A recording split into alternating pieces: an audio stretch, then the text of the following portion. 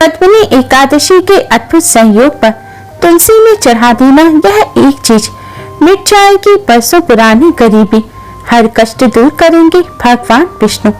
नमस्कार दोस्तों, स्वागत है आप सभी का एक बार फिर से। दोस्तों, हिंदू धर्म में पद्मिनी एकादशी का विशेष महत्व है। इस बार पद्मिनी एकादशी 29 जुलाई दिन शनिवार को है।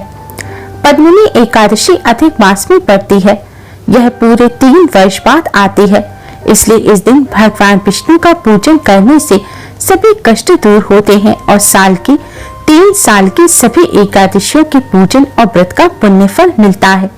इस दिन भगवान विष्णु का सच्चे मन से स्मरण करने मात्र से ही विष्णु लोक की प्राप्ति होती है।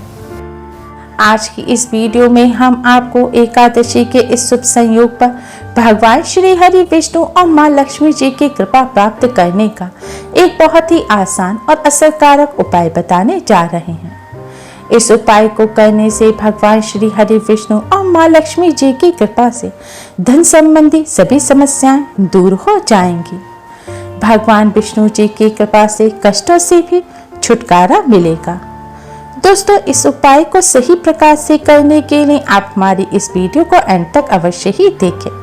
अगर आपने हमारे चैनल को अभी तक सब्सक्राइब नहीं किया है तो जल्दी से हमारे चैनल को सब्सक्राइब कर लें और बेल आइकन को भी हिट अवश्य ही करें, जिससे हमारी सभी नई वीडियोस की नोटिफिकेशन आपको फ्री में सबसे पहले मिल पाए। तो आइए दोस्तों, जानते हैं इस उपाय के बारे में। उपाय करने के लिए आप एकादशी के दिन स्नान करके स्वच्छ पीले रंग के वस्त्र धारण करें। आज के दिन पीले रंग के वस्त्र पहनना बहुत ही शुभ माना जाता है, क्योंकि पीला रंग भगवान श्री हरि विष्णु का प्रिय रंग है। पीले रंग के वस्त्र ना हो तो आप हरे, गुलाबी, लाल किसी भी और रंग के वस्त्र पहन सकते हैं, लेकिन ध्यान रखें आज के दिन शुभ रंग के वस्त्र ही पहने। आज के दिन भूलकर भी काले या नीले रंग के वस्त्र ना पहने। स्नान करने के पश्चात अब आप अपने मंदिर के सामने आसन बिछाकर बैठ जाएं। आपके मंदिर में अगर भगवान श्री हरि विष्णु जी की प्रतिमा है तो उन्हें पंचामृत से स्नान कराएं। पंचामृत यानी कि दूध, दही, घी, शहद और शक्कर के घोल से आप भगवान श्री हरि विष्णु, मां लक्ष्मी जी को स्नान कराएं। लड्डू गोपाल को स्नान कराएं। फिर स्वच्छ जल से स्नान कराने के पश्चात आप भगवान जी का श्रृंगार करें। अगर तस्वीर है तो तस्वीर को आप साफ कपड़े से पोंछें। अब आप एक शुद्ध घी का दिया जलाएं। दिए को किसी प्लेट या कटोरी में रखें और एक सुगंधित धूप बत्ती अवश्य ही जलाएं। इसके बाद भगवान श्री गणेश जी को प्रणाम करें। भगवान विष्णु, मां लक्ष्मी जी को प्रणाम करें। भगवान जी को किसी फल मिष्ठान का भोग अवश्य ही लगाएं। आज के दिन भगवान विष्णु जी को पीले रंग के मिष्ठान का भोग लगाना अति शुभ माना जाता है। फल मिष्ठान ना हो तो आप शक्कर, मिश्री या बताशे का भोग लगा सकते हैं। इसके बाद आप भगवान श्री गणेश जी को हल्दी से तिलक करें। फिर भगवान विष्णु, मां लक्ष्मी जी को भी हल्दी से तिलक करें। तिलक करने के पश्चात अब आप एक कटोरी में साफ हल्दी लें। दोस्तों, आपको ध्यान रखना है कि आपको साफ पिसी हुई वही हल्दी लेनी है जिसमें नमक, मिर्च या कुछ और ना मिला हो। हल्दी एकदम साफ होनी चाहिए। अब इस हल्दी में आप थोड़ा सा शुद्ध जल या गंगा जल मिला लें। इसके बाद तुलसी के पत्ते लें। तुलसी के पत्तों को भी पानी से अच्छी तरह से धोकर साफ कर लें। इसके बाद आप हल्दी से तुलसी के पत्ते पर एक तिलक करें। फिर आप इस तुलसी के पत्ते को भगवान विष्णु जी के सामने रख दें। फिर दूसरे तुलसी के पत्ते पे आप हल्दी से तिलक करें और इस पत्ते को मां लक्ष्मी जी के सामने रख दें। फिर आपने भगवान विष्णु जी के सामने जो तुलसी का पत्ता रखा है उस पत्ते को उठाएं और अपने हाथ में रखें। इसके बाद पत्ते को हाथ में रखे रखे आप भगवान विष्णु जी के इस महामंत्र का 108 बार जाप करें। मंत्र इस प्रकार है: ओम नमो भगवते वासुदेवाय। ओम नमो भगवते वासुदेवाय। इस मंत्र का आपको 108 बार जाप करना है। मंत्र का जाप करने के पश्चात आप इस तुलसी के पत्ते को वापस भगवान विष्णु जी के समक्ष रख दें। फिर मां लक्ष्मी जी के सामने से आप तुलसी का पत्ता उठाएं। इस पत्ते को अपने हाथ में रखें और मां लक्ष्मी जी के इस महामंत्र ओम महालक्ष्मी नमः का 108 बार जाप करें। मंत्र इस प्रकार है, ओम महालक्ष्मी नमः। मंत्र का जाप करने के पश्चात आप इस पत्ते को वापस माँ लक्ष्मी जी के सामने रख दें। अब आप भगवान श्री गणेश, भगवान विष्णु, माँ लक्ष्मी जी की आरती करें। फिर भगवान जी को प्रणाम करें। प्रणाम करने के पश्चात अब आप अपनी सारी परेशानी भगवान जी के समक्ष रखें। आपकी जो भी समस्या है वह सारी समस्या आप भगवान जी से कहें और उन समस्याओं को दूर करने की प्रार्थना करें। धन संबंधी समस्या को दूर करने की प्रार्थना करें। प्रार्थना करने के पश्चात आप एक लाल रंग का कपड़ा लें और इस कपड़े में आप तुलसी जी के दोनों पत्तों को रख लें और कपड़े में गांठ लगा लें या फिर कपड़े में पत्तों को लपेट लें।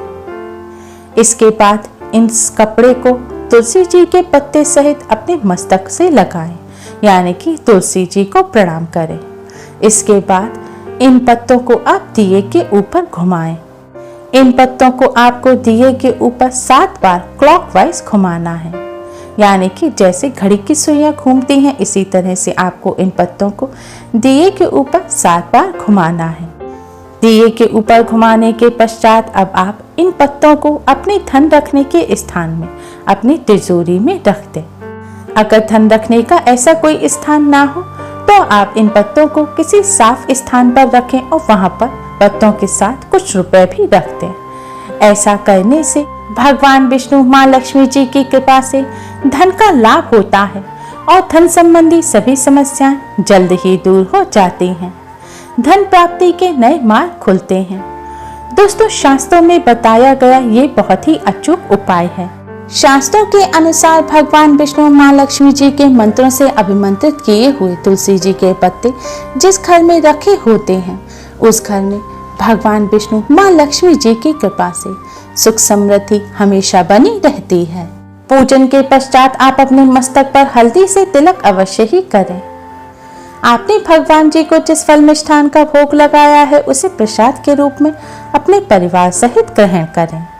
दोस्तों, इस उपाय को करने के साथ साथ भगवान विष्णु, माँ लक्ष्मी जी की कृपा प्राप्त करने के लिए एकादशी के दिन कुछ बातों का विशेष ध्यान रखना चाहिए। एकादशी के दिन किसी भी पेड़ पौधे के फूल पत्ते नहीं तोड़ने चाहिए। एकादशी के दिन भूलकर भी तुलसी के पत्ते भी नहीं तोड़ने चाहिए।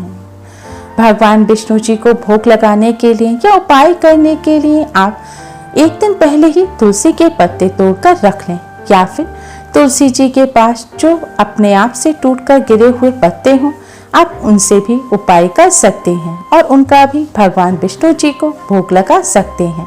लेकिन भूलकर भी तुलसी के पत्ते एकादशी के दिन ना तोड़ें। एकादशी के दिन बाल नहीं काटने चाहिए, दाढ़ी मूछ भी नहीं बनानी चाहिए, ना ही नाखून काटने चाहिए। एकादशी के दिन महिलाओं को बाल भी नहीं धोने चाहिए। इस दिन भोग विलास से दूर रहें, पूर्ण ब्रह्मचर्य का पालन करें। एकादशी के दिन किसी की भी बुराई ना करें और गलती से भी गरीब एवं उम्र में बड़े लोगों का अपमान ना करें, ना ही झूठ बोलें। एकादशी पर गुस्सा और विवाद करने से भी बचना चाहिए। एकादशी का व्रत रखने वाले व्रती को एकादशी की रात्रि को सोना भी नहीं चाहिए। पूरी रात जागकर भगवान विष्णु जी का भजन कीर्तन करना चाहिए। इससे भगवान विष्णु की कृपा प्राप्त होती है। एकादशी के दिन चाहे आप व्रत रखें या ना भी रखें, एकादशी के दिन भूलकर भी चावल और जौ का सेवन नहीं करना चाहिए। विष्णु पुराण के अनुसार एकादशी पर चावल और जौ खाने से पुण्य फल नष्ट हो जाते हैं, क्योंकि चावल को हविष्य अन्न कहा गया है, यानी कि देवताओं का भोजन नहीं है। एकादशी के दिन चावल और जौ की गिनती मास में की जाती है। भोजन के साथ ही एकादशी के दिन चावल और जौ का पूजन में भी इस्तेमाल नहीं किया जाता। एकादशी तिथि पर जौ, मसूर की दाल, बैंगन और सेम की फली भी नहीं खाई जाती।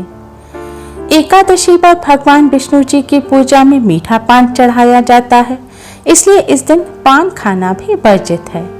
एकादशी के पवित्र पर्व पर मांस, मदिरा, प्याज, लहसुन जैसी तामसी चीजों से भी दूर रहना चाहिए। इस दिन सिगरेट और तंबाकू का भी सेवन नहीं करना चाहिए।